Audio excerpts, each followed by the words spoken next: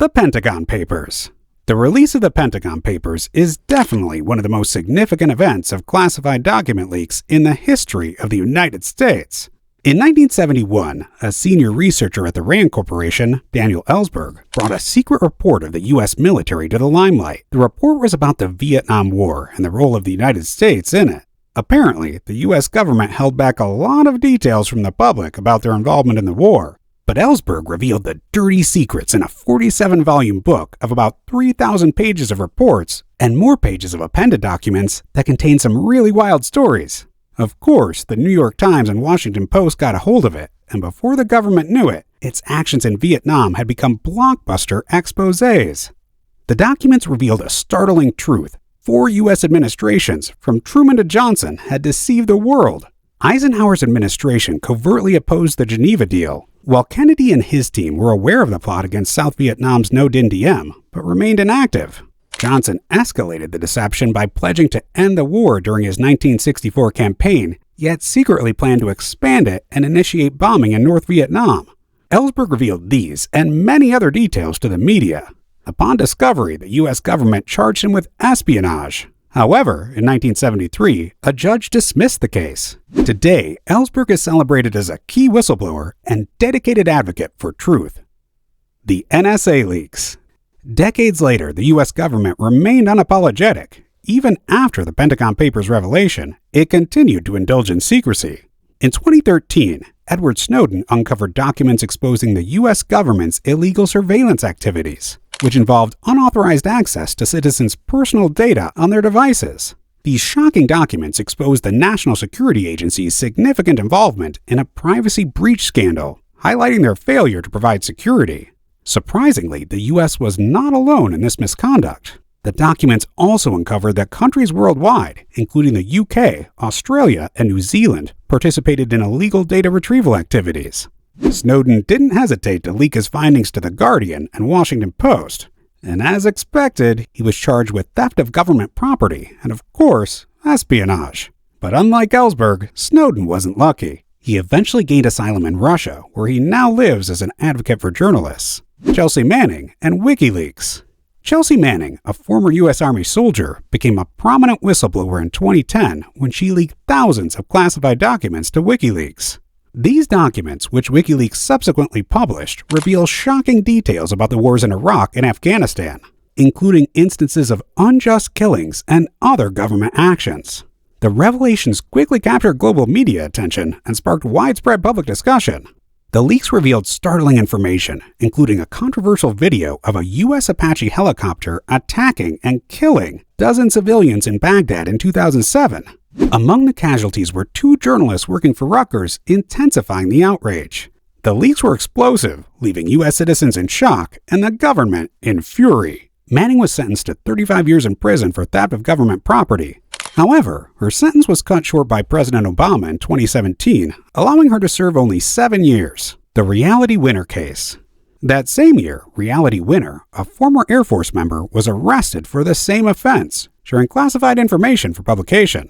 The documents spilled the beans on one of Russia's tactics during the 2016 U.S. presidential election, indicating attempts to interfere in the election through fraudulent methods. Winner tried to save her neck by sharing the document anonymously with The Intercept, but her attempt was unsuccessful. The feds were able to track it back to her when it was submitted to the National Security Agency for verification. And as the story goes, she was arrested. In her defense, she claimed that she felt it was only right that Americans know the truth about the 2016 elections, and that the citizens could do something to rewrite the wrong. But this wasn't enough to get her off the hook. She was found guilty of espionage and spent 4 years in prison. The Tuskegee experiment. In 1932, there was still no known cure for syphilis, a sexually transmitted disease. Doctors from the U.S. Public Health Service decided to carry out research to study the progression of the infection. So they recruited 600 African-American men in Alabama, 201 who were syphilis-free, and 399 who were infected, with the promise of free treatment. It was later discovered that the researchers lied. The men were given placebos instead of actual medication to treat their syphilis, and the doctors knowingly withheld effective treatment. The medical team had no intention of curing the men, and even convinced local physicians to join in the deception. Despite penicillin becoming the recommended treatment for syphilis in 1947, About 15 years into the study, the men were still denied proper care. Their goal was to observe the progression of the untreated infection, which they ultimately did. Some men succumbed to the disease, while others suffered blindness, mental deterioration, or severe complications. The initial plan was to monitor the men until their deaths. However, this plan was interrupted thanks to Peter Buxton, a venereal disease investigator with the Public Health Service. Buxton was shocked to discover the Tuskegee experiment. Unable to convince the Public Health Service to end it, he took it upon himself to expose the secret to the world. The media quickly picked up the story, revealing the truth and sparking public outrage. By that time, 28 recruits had died from the disease, and another 100 had succumbed to its complications. At least 40 wives were also infected, and 19 children were born with the disease. However, the damage done was undeniable. In response, the U.S. government issued an apology and provided a $10 million settlement for the surviving participants and the families of those who had passed away. If these events have motivated you to speak out against ongoing injustices, we're excited to introduce our partner, TubeMaster. TubeMaster is a complete online course that helps you build your own YouTube channel from scratch. It's time to speak out. Simply click on the link in the description to get more information and get started today. That said, back to the video. Operation Midnight Climax. This one is really interesting. This initiative aimed to surpass the Soviet Union in the realm of mind control. The U.S. government believed the Soviet Union was brainwashing its victims to comply with its demands. In response, the U.S. launched the MK Ultra program to develop its own mind control techniques. Operation Midnight Climax was one of the experiments within this larger program, running from the 1950s to the 1960s. It aimed to assess the effects of LSD and sex on behavior. Interestingly, the CIA oversaw the experiment with assistance from the Federal Bureau of Narcotics. George Walter White, a consultant from the Bureau, established a CIA-financed brothel in San Francisco and a brothel in New York. With this initiative, the CIA sought to determine whether the combination of sex and drugs could induce men to talk.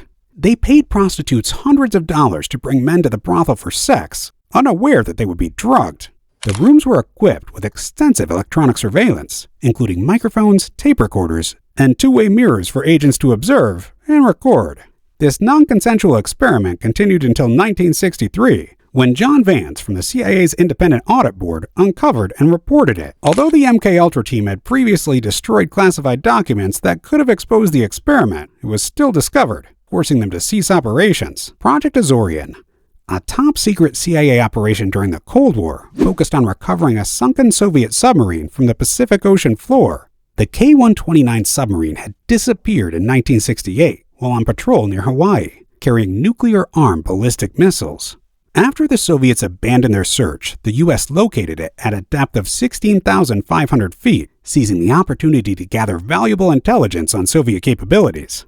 The CIA, supported by the Department of Defense, undertook the challenge of lifting a 1,750-ton, 132-foot section of the submarine from over 3 miles deep, all in total secrecy.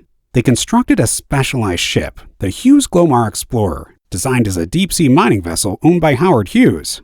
In July 1974, the Glomar Explorer commenced its covert mission.